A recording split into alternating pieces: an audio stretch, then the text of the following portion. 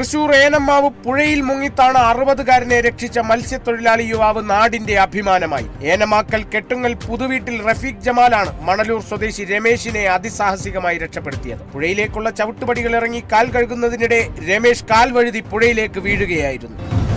കൊല്ലം മയ്യത്തുംകരയിൽ വിദ്യാർത്ഥികളുമായി മടങ്ങുകയായിരുന്ന സ്വകാര്യ സ്കൂളിന്റെ വാഹനം അപകടത്തിൽപ്പെട്ടു. മയ്യത്തുംകര പ്ലാമൂട് ജംഗ്ഷനിലാണ് സംഭവം. സമീപത്തുണ്ടായിരുന്ന ഇലക്ട്രിക് പോസ്റ്റിൽ വാഹനം തട്ടാതെ തലനാരിടയ്ക്കാണ് രക്ഷപ്പെട്ടത്.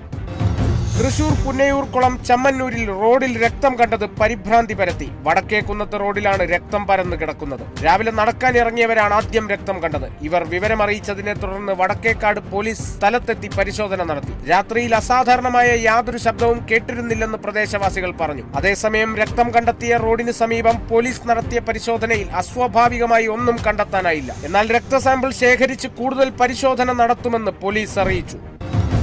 തൃശൂർ ചാലക്കുടി എലിഞ്ഞിപ്രയിൽ ബൈക്ക് വൈദ്യുതി പോസ്റ്റിലിടിച്ച് യുവാവ് മരിച്ചു. ചൌക്ക സ്വദേശി നിവേദാണ് മരിച്ചത്. നിവേദിനൊപ്പം ബൈക്കിൽ സഞ്ചരിച്ചിരുന്ന പാലക്കാട് സ്വദേശി രാഹുലിനെ പരിക്കുകളോടെ ചാലക്കുടിയിലെ ആശുപത്രിയിൽ പ്രവേശിപ്പിച്ചു. എലിഞ്ഞിപ്ര കനാൽ പാലത്തിന് സമീപം ഇന്നലെ രാത്രി 10 മണിയോടെയായിരുന്നു അപകടം.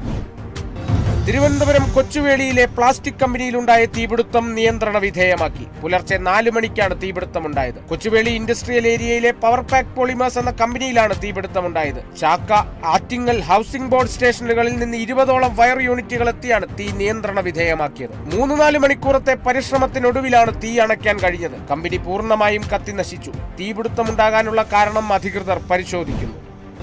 ശൂരനാട് 11-ാം വാർഡിൽ കളഞ്ഞുകിട്ടിയ 1 ലക്ഷം രൂപ ഉടമസ്ഥനെ കണ്ടെത്തി തിരികെ ഏൽപ്പിച്ച് മാതൃകയായി ബിൻസി ബാബു. കയ്യിൽ കിട്ടിയത് വൻ തുകയാണെന്ന് മനസ്സിലാക്കിയപ്പോൾ പോലീസിനെ വിവരമറിയിക്കുകയായിരുന്നു. ആരുടെയോ ആണെന്നും ആ ഉടമസ്ഥന് തിരിച്ചു കൊടുക്കണമെന്നും മാത്രമേ തോന്നിയുള്ളൂ.